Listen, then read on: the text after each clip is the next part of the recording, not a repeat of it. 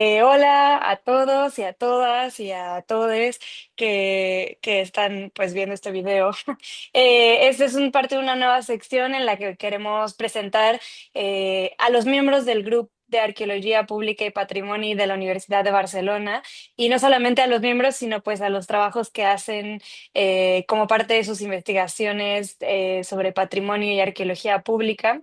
Y esta es la primera edición donde vamos a presentar al doctor Fernando Padillo Deza, perdón, que recientemente presentó su sustentación de doctorado, recientemente hace menos de un mes, y que bueno, es uno de los miembros del grupo y que pues aprovechando que estamos todos muy felices por su sustentación, pues aprovechamos y lo entrevistamos y que nos cuente un poco. Entonces, buenas tardes, Fernando. Muchas gracias por aceptar estar aquí y pues presentarnos y ser parte como de estas cápsulas de presentación. No sé si quisieras empezar un poco tú presentándote y diciéndonos un poco qué has hecho, de dónde vienes y pues de qué va tu investigación. Muy bien, muy buenas tardes con todos. En primer lugar, muchas gracias por la invitación. Estoy muy contento de poder compartir con todos un poco de mi trabajo. Mi nombre es Fernando Padilla Deza, estudié arqueología en la Pontificia Universidad Católica del Perú, en Lima. Luego de ello hice un par de másters. Hice un máster en historia en la Universidad Nacional Mayor de San Marcos y otro máster en la Pontificia Universidad Católica del Perú. Años después tomé el reto, ¿no? Justamente de hacer el doctorado en la Universidad de Barcelona en el programa de Sociedad y Cultura en la línea de gestión de patrimonio. Y la verdad, muy contento, ¿no? Muy contento de haber terminado este proyecto de investigación que va sobre los museos, la realidad museística en el Perú, ¿no? Generalmente, y adelantando un poco las preguntas quizás que se me puedan hacer, esta tesis en particular que he desarrollado tiene que ver no solo con los museos arqueológicos, sino mi preocupación era un poco por ver la realidad conjunta, ¿no? De los distintos museos que hay en mi país. Y entonces utilicé mucho el concepto de museos de sociedad, que tiene que ver, que es un concepto francés que de alguna manera trata de agrupar las distintas realidades que existen en este país, ¿no?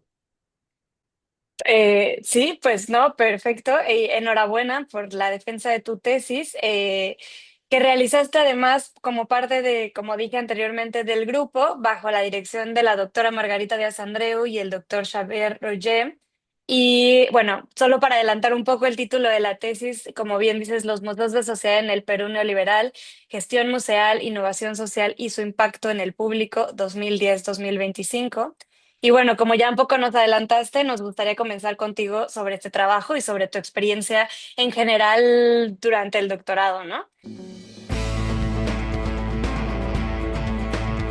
Entonces, para empezar un poco a hablar sobre la tesis y un poco lo que ya nos adelantaste, a mí quería un poco mencionar el título al principio porque creo que plantea muchas cuestiones interesantes. Y entonces lo primero que me gustaría preguntarte es cómo surgió este tema de investigación y por qué elegiste este título.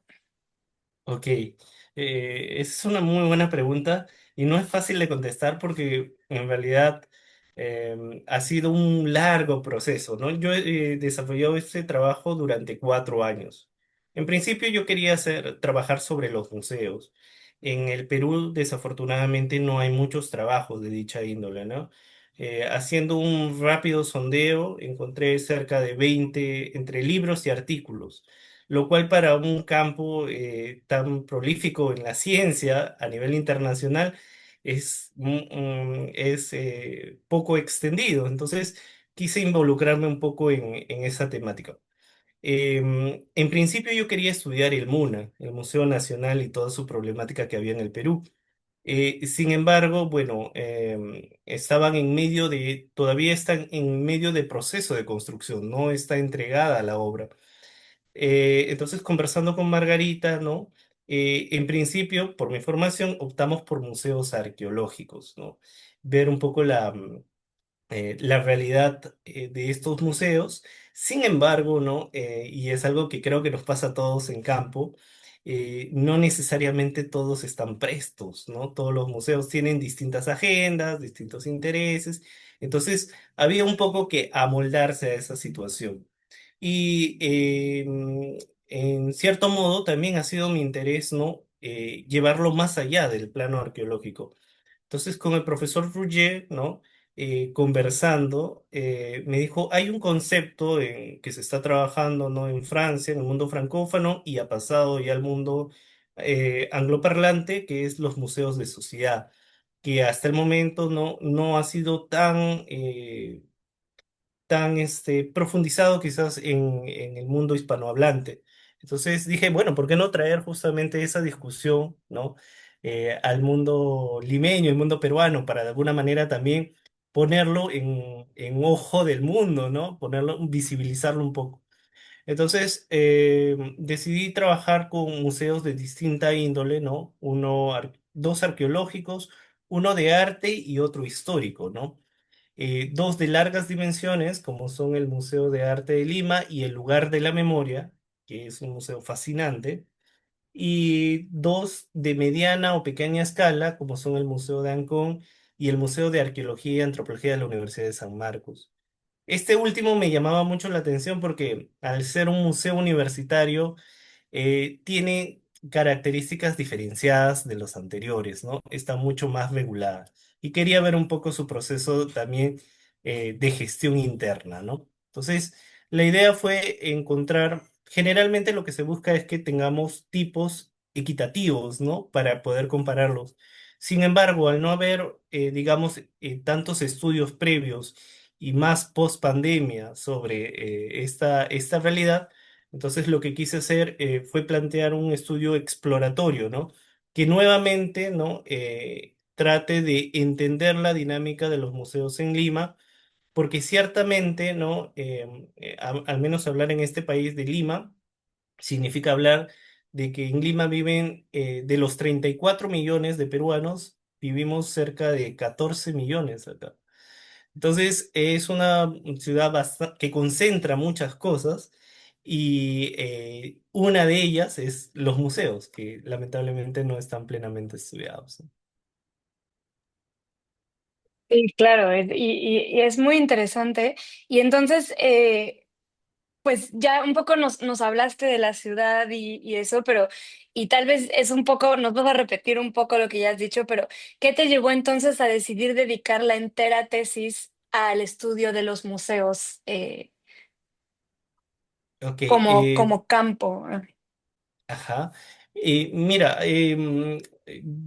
yo tengo dos formas de contar esto. Una a nivel personal, a nivel histórico quizás. La primera de ellas podría basarse en que yo de pequeño viajé a Ancash, que es el pueblo natal de mi papá, y conocí de primera mano la realidad museística del Perú, ¿no? Ya no en Lima, sino en provincia.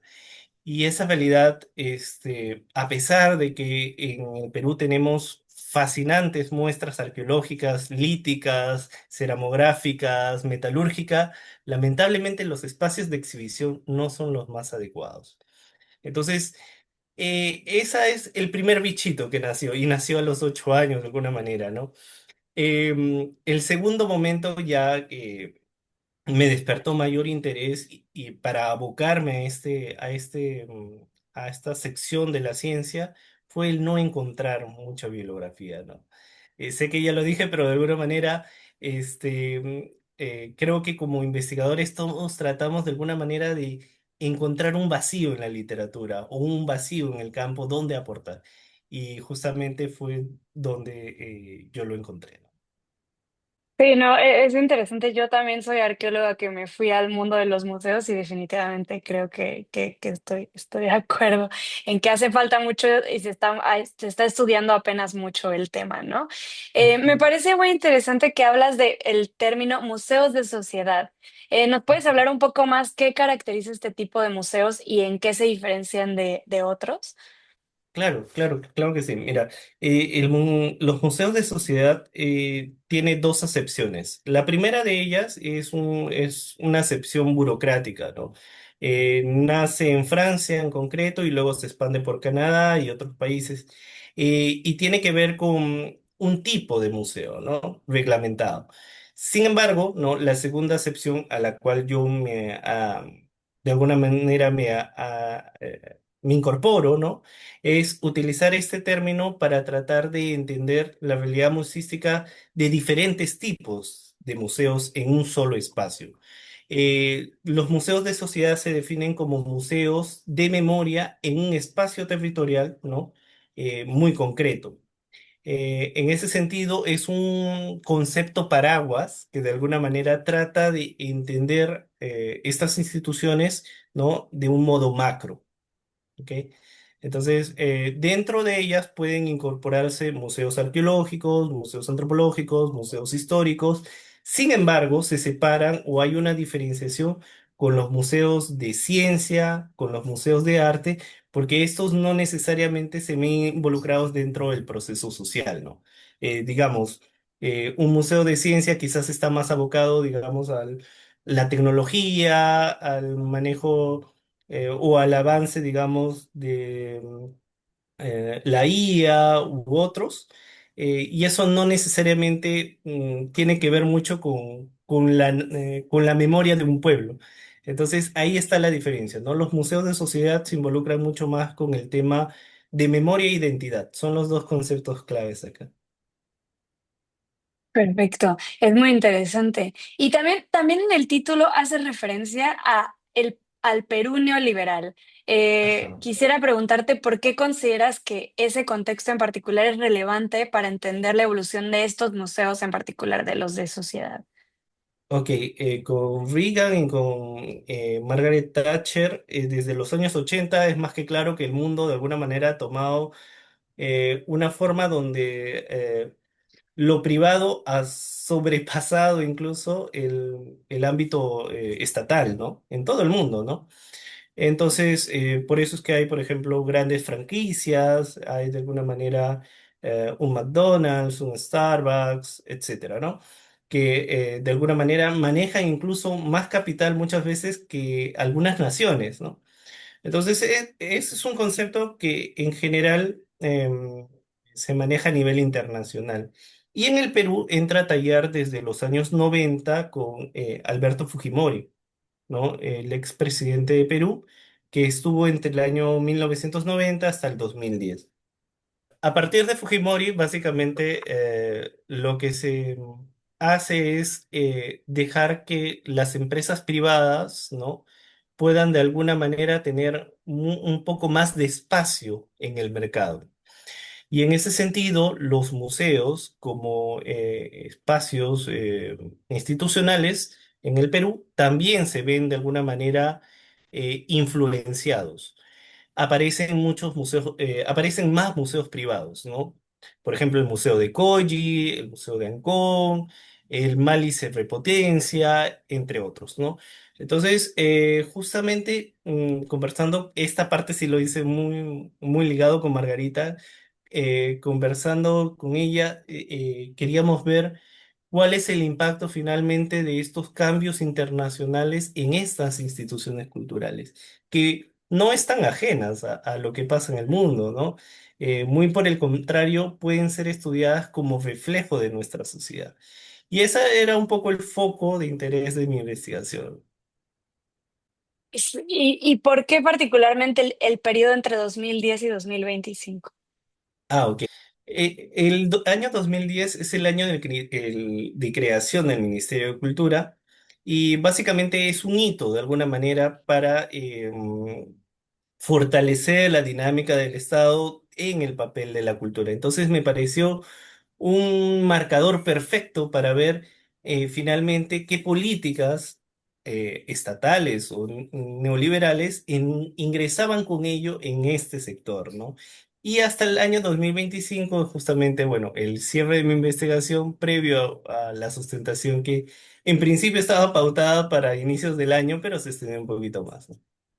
Ah, vale, perfecto. Y bueno, o sea, para terminar de entender como la investigación, a partir sobre todo desde el título, en el título aparecen dos conceptos que a mí me parecen muy importantes, gestión museal e innovación social. ¿Nos puedes hablar un poco de cómo se relacionan estos dos conceptos entre sí?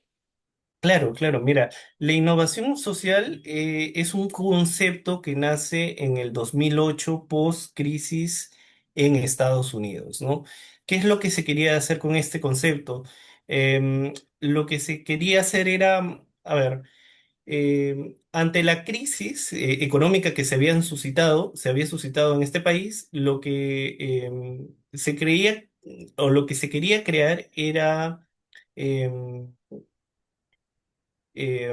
un concepto que de alguna manera, a ver, un concepto que de alguna manera quisiera revertir esa situación de tan hasta cierto modo apocalíptica, ¿no? Generando estrategias innovadoras para salir justamente de esa situación. Entonces, todo ello está muy ligado al tema de la economía naranja, ¿no? El tema de la innovación social dentro de los museos lo que intenta es plantear estrategias colaborativas con la población para de alguna manera, em, ante problemáticas, por ejemplo, de crisis de financiamiento, pueda salirse de manera innovadora o de manera emprendedora de esa situación, ¿no? Me pareció muy, había en ese entonces cuando yo comencé a trabajar este tema, muy poca bibliografía, aún lo hay. Vale. 2008 hay esta crisis en Estados Unidos, luego de ello aparece este concepto, no hay muchos trabajos al respecto. Sin embargo, me parece que este concepto va muy de la mano con el tema en el siglo XXI de la museografía y curaduría colaborativa. Entonces, justamente ese fue el nexo que yo quería trabajar y ver ante contextos de alguna manera tan desprovistos, porque los museos en el Perú, como en otras partes del mundo, lamentablemente están en números rojos, ver cómo estas instituciones justamente de manera creativa buscaban salir adelante, ¿no? Eh, con apoyo justamente de su sociedad. Entonces, ejemplos de ello a nivel internacional encontré luego de las Olimpiadas desarrolladas en Londres, por ejemplo, juntamente con su sociedad, co-crean diversas salas, ¿no? Para expresar, por ejemplo, la identidad de los adolescentes en estas zonas urbanas, ¿no? Lo mismo yo quería ver qué tanto se había avanzado en el Perú, porque muchas veces está en el discurso, está en los documentos oficiales, pero uno ve la realidad y no necesariamente se condice con ella. Entonces, eso era un poco cómo yo quería de alguna manera analizar si la gestión museal, que es el discurso, de alguna manera iba de la mano con lo que realmente planteaba, ¿no? Que es innovar en estos espacios. Haciendo un spoiler de mi trabajo de alguna manera, encontré algo que yo denomino como innovación performativa. Se dicen muchas cosas en los documentos, cuando aparecen nuestras autoridades, pero desafortunadamente cuando vemos los hechos, la práctica, no necesariamente se condice ello, ¿no? Aún los museos en Lima, en concreto, eh, tienen una mirada muy vertical, muy jerarquizada del curador. Lo que el curador piensa y dice que se debe hacer, se hace y no necesariamente se llama, ¿no? Lima como otras, o el Perú en general, como otros países de Latinoamérica, tenemos mucha población con diversa ascendencia cultural, ¿no? Afrodescendientes, descendientes asiáticos, etcétera, pero no necesariamente cuando se hacen exposiciones se los llama a debatir o de alguna manera a co-crear diseños, tipos de muestra, como sí ya se ha hecho, y hay ejemplos de ello en Canadá, en mismo Madrid, etcétera, ¿no? Entonces, quería generar un termómetro para ver qué tanto avance había con respecto a la llamada innovación social, que va muy de la mano también con el tema de inclusión, ¿no? No solo en temas de género, sino ante todo en temas étnicos que me interesaba cotejar en el Perú. Y bueno, ya adentrándonos también en la tesis y en la investigación que hiciste, ¿qué museos fueron los que analizaste y cuáles fueron los criterios que usaste para seleccionar estos museos? Claro, a ver, yo trabajé con el Museo de Arqueología y Antropología de la Universidad Nacional Mayor de San Marcos, el Museo de Sitio de Ancón, el Museo de Arte de Lima y el Lugar de la Memoria, la Tolerancia y la Inclusión Social, se llama. Bien, ok, lo que primó ante todo, ¿no? Fue que sean museos ah, que trabajaran la identidad nacional, algún acápite importante, algún pasaje histórico importante de la nación peruana, ¿no? Y que recordaran estos, ¿no? De una forma crítica. En ese sentido, por ejemplo, el lugar de la memoria cayó como anillo al dedo, ¿no? Porque justamente trabajó o trabaja el periodo más crítico del Perú, que es el conflicto armado interno, que va entre el 80 y el 2000. Es el momento de la historia peruana donde se han registrado los mayores índices de muertes, ¿no? Producto de toda esta problemática que hubo en el país. En ese sentido, ese museo quedó perfecto. El tema del Museo de Arqueología y Antropología de la Universidad Nacional Mayor de San Marcos, también porque de alguna manera retrotraía, y el Museo de Ancón también retrotrae en el pasado para hablar sobre cosas contemporáneas. Ejemplo, ¿no? El Museo de Ancón habla sobre el sitio arqueológico de Ancón, que está en la bahía del mismo nombre. Y al final de la muestra, ¿no? Luego de haber visto las excavaciones, etcétera, las momias que se encontraban, terminan con una exposición, una sección del museo donde se indica justamente de que digamos, los herederos de esa tradición cultural son los pescadores de hoy en día, ¿no? Hay una especie de embarcación donde justamente hay fotos alrededor donde se ven este, pescadores en plena actividad, ¿no? Ok. Luego de ello tenemos al Museo de Arte de Lima, que también, pese a ser museo de arte, en el Perú pasa algo muy interesante, ¿no? Que nosotros consideramos arte desde la prehistoria, ¿no? No hacemos esa separación muy europea de hablar de arte desde, digamos, la Edad Moderna, ¿no? No, para nosotros trabajamos bajo principios estéticos, ¿no? Todo lo que hicieron los antiguos pobladores de Perú. En ese sentido, ¿no? Tenemos un discurso muy particular, también de hecho en México lo tienen, ¿no? En el cual valoramos, ¿no? Estas expresiones, ¿no? Más allá desde el punto de vista digamos, ritual, muy antropológico, sino nos basamos en criterios también estéticos, ¿no? Entonces, y retrotraemos todo eso para hablar de en nuestro gran pasado de alguna manera, ¿no? Entonces, va muy de la mano con el tema de Museo de Sociedad, porque el Museo de Sociedad tiene las dos condiciones, identidad y memoria, y cumple tal cual ello, ¿no? Entonces, de esa forma un poco trabajé o fueron los criterios de alguna manera que me permiten hablar de un museo de sociedad, ¿no? Vale, sí, me parece muy interesante cómo fue que los elegiste y un poco siguiendo lo que nos has contado, entiendo que al principio querías estudiar este museo en particular y un poco en el desarrollo del trabajo con tu directora de tesis, te fuiste más hacia los museos de arqueología y después ampliaste como el foco a incluir estos museos de los que nos estás hablando, ¿no? Pero me gustaría un poco preguntar, y yo creo que ya un poco nos lo has contado, pero ¿qué motivó esta evolución de primero enfocarte en museos de sociedad, de arqueología específicamente, y luego abrir un poco como el enfoque a otro tipo de museos como este espacio de la memoria que nos comentas?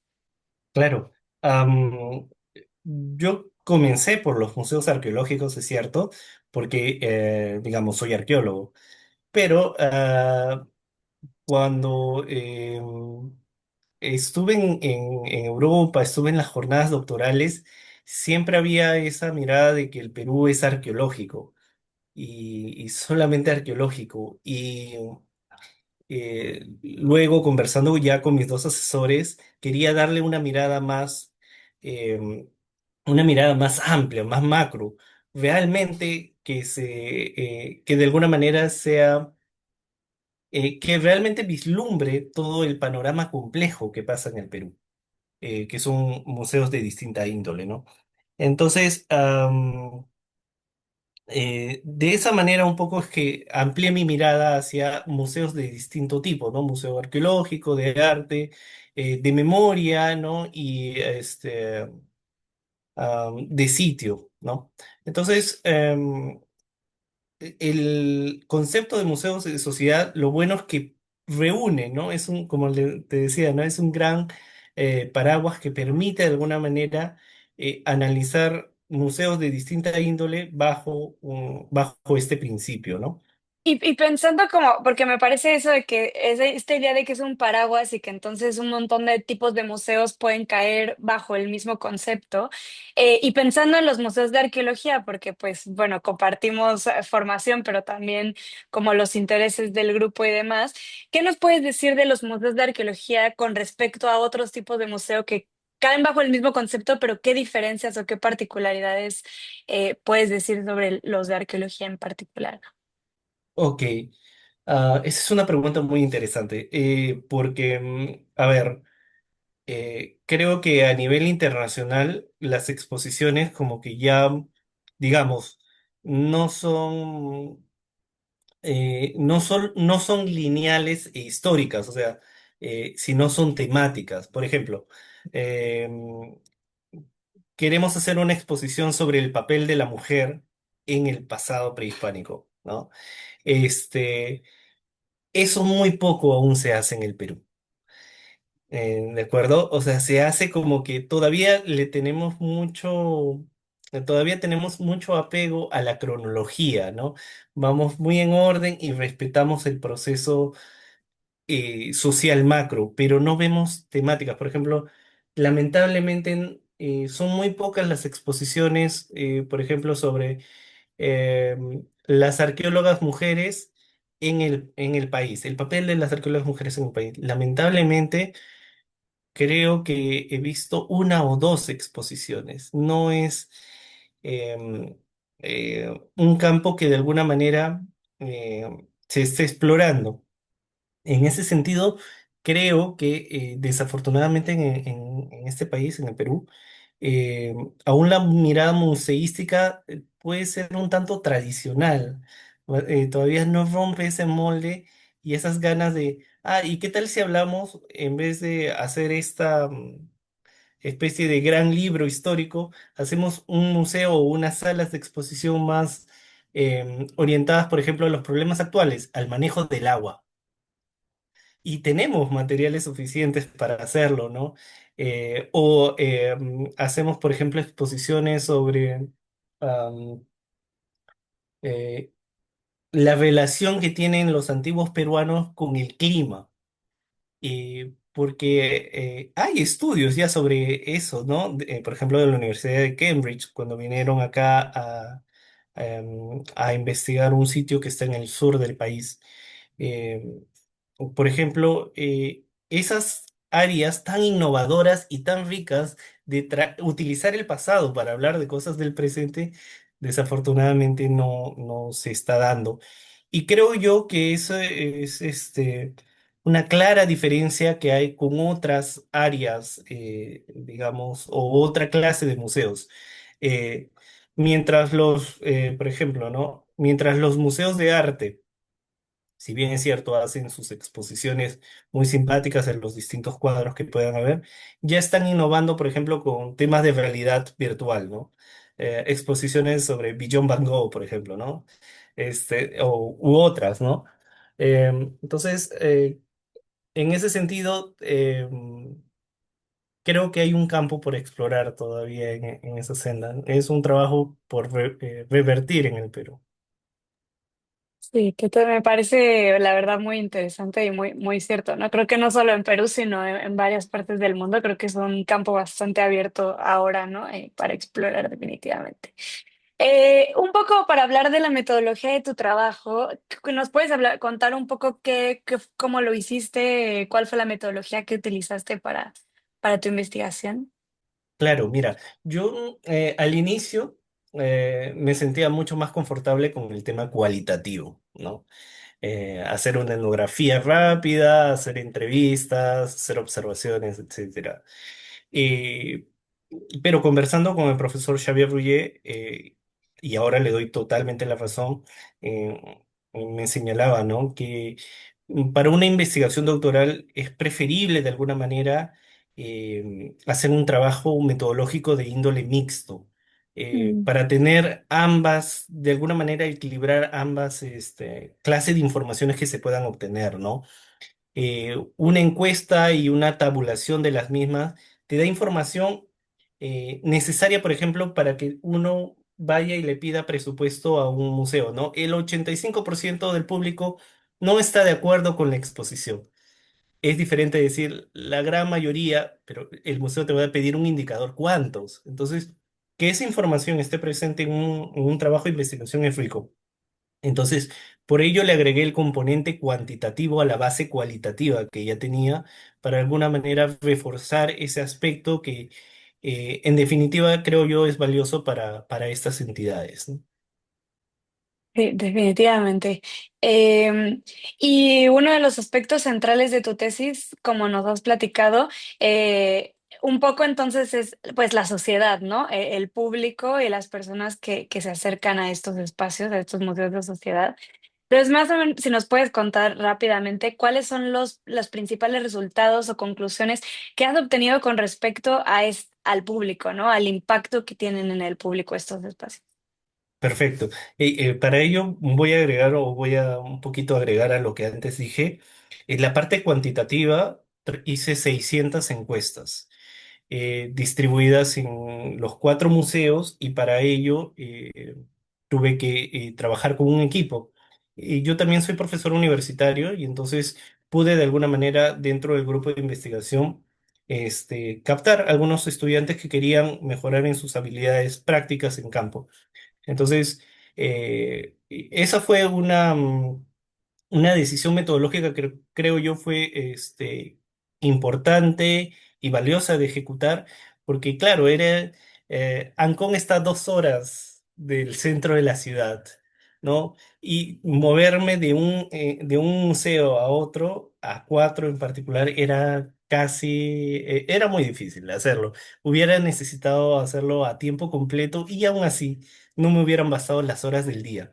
Entonces, trabajé básicamente con cuatro equipos, ¿no? Dos estudiantes por museo aproximadamente. Y claro, eh, fue una experiencia muy enriquecedora también para mí trabajar con esta clase de metodologías, ¿no? Con estudiantes, etcétera. Te preguntaba que sí, que bueno, una parte importante por lo que nos has contado de tu investigación es pues el impacto del público, ¿no? Y cómo es que Vale. estos públicos se relacionan dentro de estos espacios, o bueno, más bien qué impactos han tenido sobre los públicos. Y quisiera que nos contaras un poco cuáles han sido los principales resultados o conclusiones que tienes con respecto a esto. Em, Hicimos en campo fue hacer distintas encuestas a los visitantes, ¿no? Para medir el impacto de algunas categorías que ya estaban preestablecidas en mi trabajo, ¿no? Eh, Creo yo, el hallazgo más revelador de mi investigación fue que a veces dentro del museo tenemos una mala concepción de nuestro propio trabajo. Por decir, decimos, ¿no? Uy, no, quizás la muestra ya está muy antigua, no tiene tanta, no va a tener tanta llegada al público, debería mejorarse esto, esto, esto y esto. Sin embargo, a la hora de ejecutar la encuesta, observé que llegaba al 90% de aceptación por parte del público, al 70% de percepción de adecuación a los nuevos tiempos, ¿no? Entonces, me pareció curioso porque pese a todos los problemas que pueden haber en estas instituciones, el público asiduo a estas mismas recepciona bastante bien lo que estamos tratando de hacer. Y eso es bastante reconfortante. Hay muchos retos dentro del museo, pero lo bueno es que sí se está logrando de alguna manera tener cierta influencia en la población para bien. Sí, definitivamente, y suena muy interesante, la verdad. Ahora te voy a preguntar un poco de tu experiencia haciendo el doctorado, ¿no? Porque una cosa es la investigación que termina y que es así, pero también es un proceso y es un proceso largo y complicado.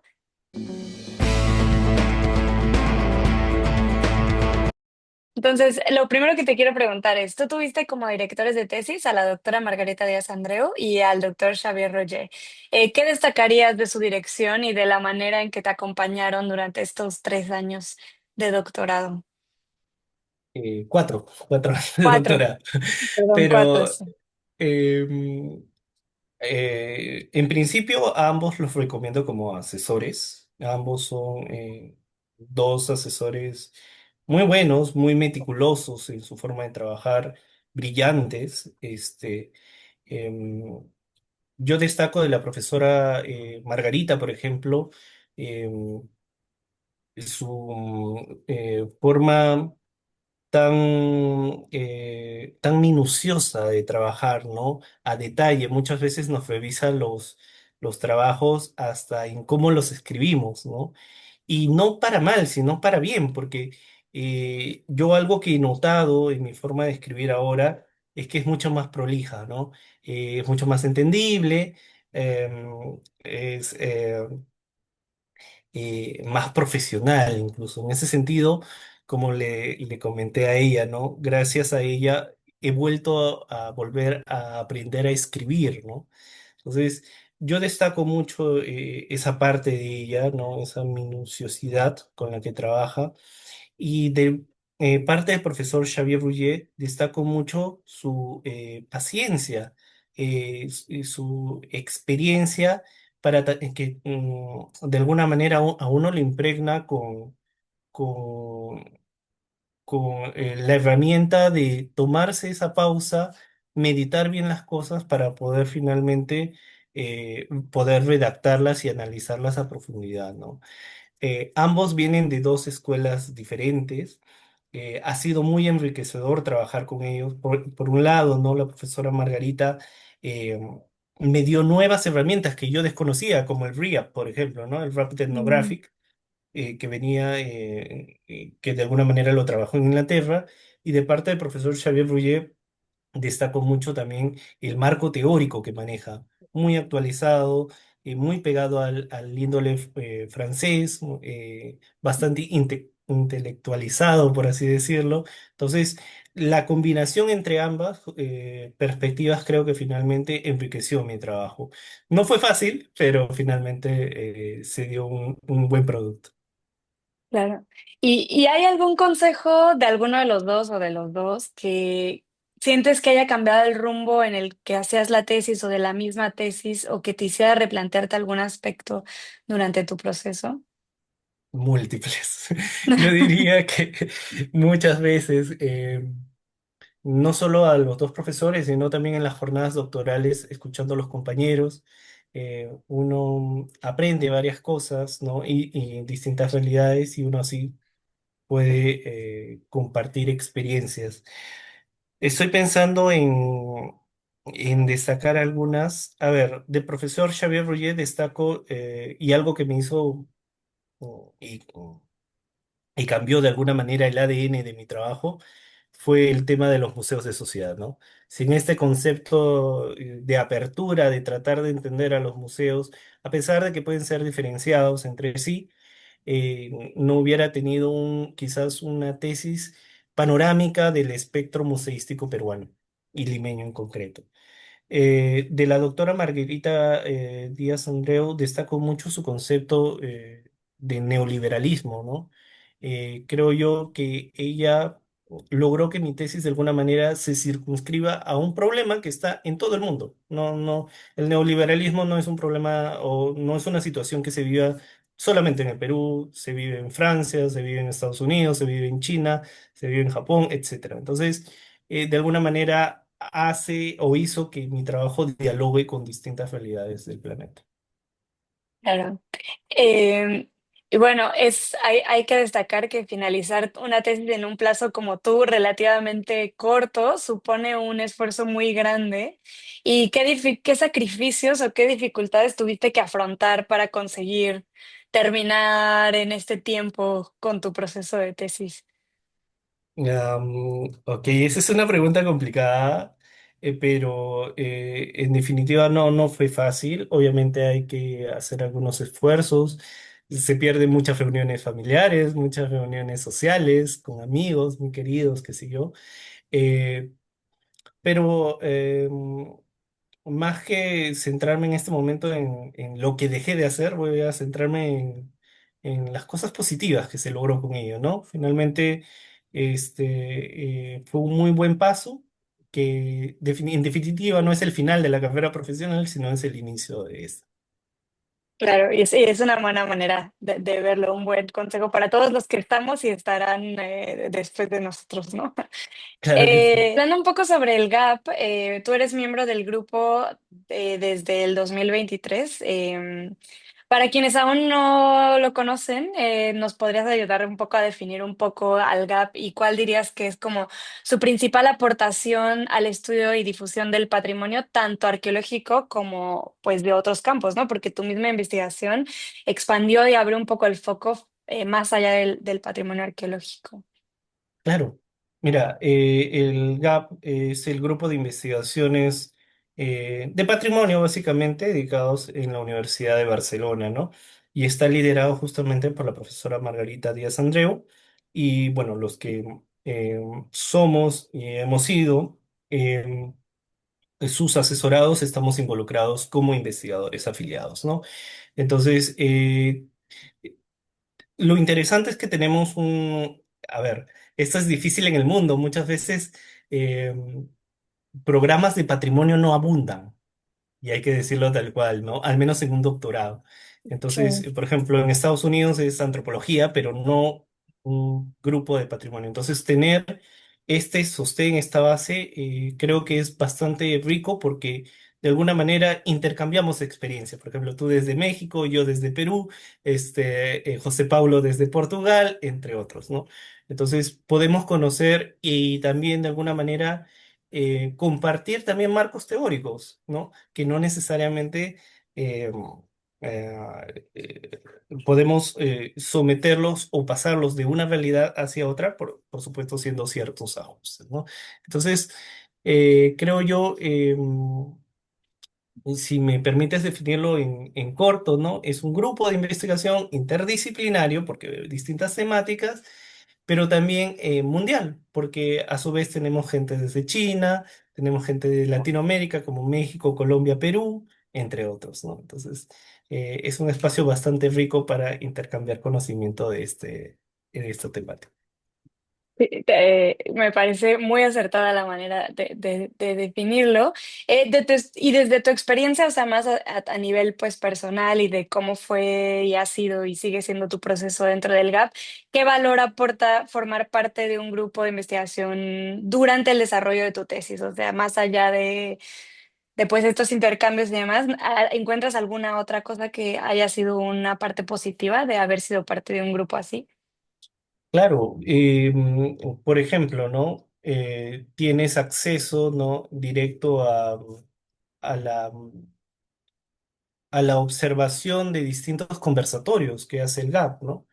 Y se traen invitados eh, realmente muy importantes, ¿no? Tuve una profesora de Inglaterra, de la Universidad de Leicester, que habló sobre la realidad museística de su país y en general también del planeta. Entonces, eh, eso es muy enriquecedor para alguien que está buscando justamente un espacio donde conversar, o sea, lo que finalmente no lo deja dormir, ¿no? Que es nuestros problemas de tesis.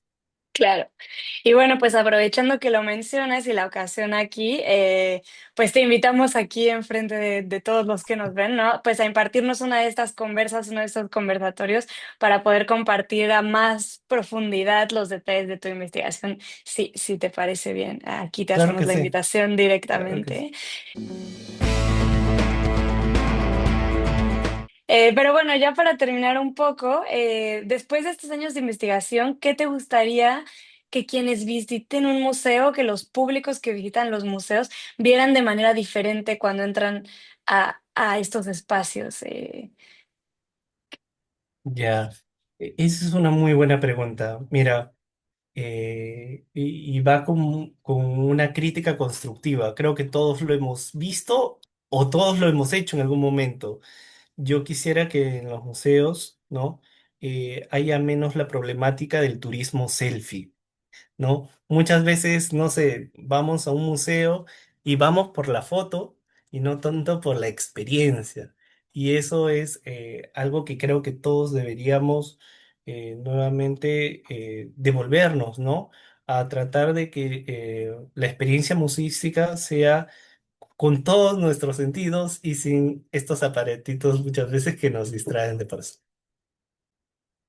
Totalmente, que además son parte ya de la vida diaria en todos los sentidos. Eh, si tuvieras que resumir estos 4 años de doctorado en 3 palabras, ¿cuáles elegirías? Eh, una experiencia enriquecedora e imperdible. Perfecto. ¿Tienes ya cuáles serían tus próximos proyectos o líneas de investigación? ¿Qué viene después de la luz, después de la tesis? Mira, sobre temas museísticos, ya vengo trabajando dos artículos que estarán próximos a presentarse, creo yo. Uno es sobre el MUNA, Mm, Museo Nacional del Perú, su situación actual. Y otro es sobre uno de los llamados museos más pobres de Perú, que es el mm, Museo de Coyi, su problemática de autogestión, ¿no? Entonces, eso por el parte museístico y por el lado de la historia de la arqueología, bueno, quiero retomar justamente, yo hice una tesis sobre la vida parlamentaria del padre de la arqueología peruana, que fue Julio Cetello, que mm, espero justamente volver a, a a retomar. retomar para hacer un par de artículos sobre ello también. Qué bien. Bueno, pues para finalizar solo nos queda agradecerte tu tiempo. Una vez más felicitarte por haber terminado este proceso difícil, pero como dices, muy, muy enriquecedor. Y no sé si hay algo más que quisieras compartir sobre tu experiencia de doctorado, algún consejo, algo para terminar antes de que cerremos. Ok,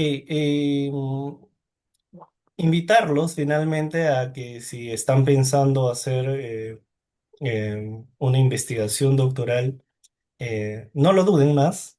Y si están pensando en justamente en la temática de patrimonio, a ver con buenos ojos esta opción que es la Universidad de Barcelona, porque acá van a encontrar especialistas eh, bastante bien consolidados en dicha área, con colegas, como, con compañeros que justamente también están muy entregados a la misma, ¿no? Somos un grupo, creo yo, de cerca de 40 personas, ¿no? En toda la línea de gestión de patrimonio que están deseosos justamente de poder colaborar con ustedes seguramente. Sí, seguramente que sí. Bueno, pues muchas gracias y pues estén al pendientes de la siguiente cápsula donde hablaremos con algún otro miembro del GAP para ver justamente cómo esta interdisciplinariedad y esta variedad y riqueza de trabajos que se realizan dentro del grupo. También tenemos las conversas, que habrá una próximamente en septiembre y que toda la información la pueden encontrar en la página web del GAP. Y ya aquí frente a todos, Fernando aceptó ser también nuestro invitado, entonces esperen el anuncio de su conversa que ya nos pondremos a organizar y pues agradecerte mucho por tu tiempo y por haber compartido todo con nosotros y que tu investigación siga yendo así interesante y sí.